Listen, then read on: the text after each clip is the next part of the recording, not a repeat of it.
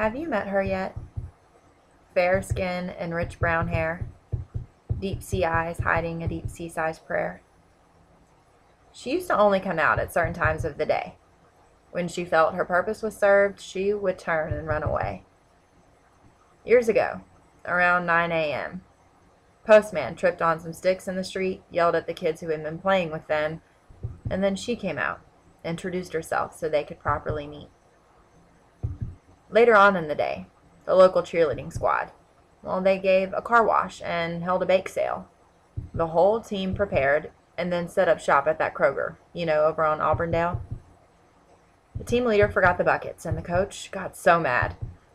Then she came out from behind the van, introduced herself to the squad, then walked away, feeling bad. Later that night, a man and woman were fighting over bills and screaming lots of horrible names. She walked into the kitchen and put out her hand, introduced herself, quietly speaking her own name. Time passed quickly. Society started to change, and the girl grew up. People and their lives evolved daily, and so did she, but her name certainly stuck. People got to meet her more and more every day. She introduced herself at the grocery store, movies, bank, school, and even at the park where her kids played. Don't be confused, though. She kept her true self hidden, almost certain her heart was unprepared. Still holding on to the hope, though, that one day her chin would stop pointing its finger at that heart. Still uncertain and scared.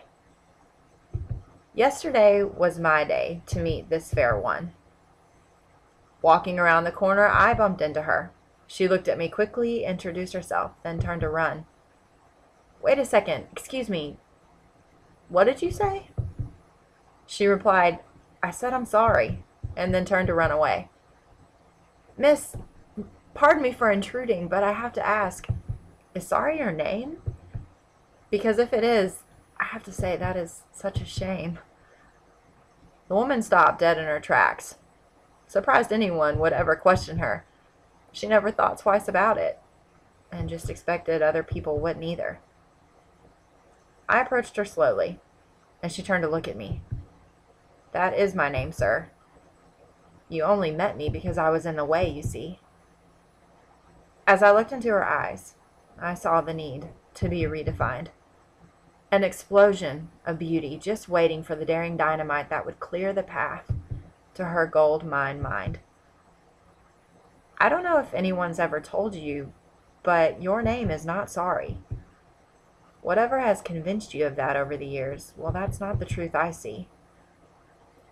Perplexed, she looked up and asked, Well, sir, then what do you think my name should be? After she lowered her chin to her chest, I gently nudged it back up so my deep-sea eyes she could see. Loved. That's who you are. Sorry is just something you say when you've made a mistake. It's not the name you carry, and it's certainly not supposed to be a permanent scar.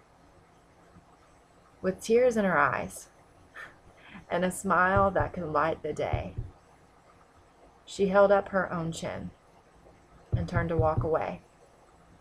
As she stepped into the sidewalk, she accidentally bumped into a young lady and knocked her out of her way.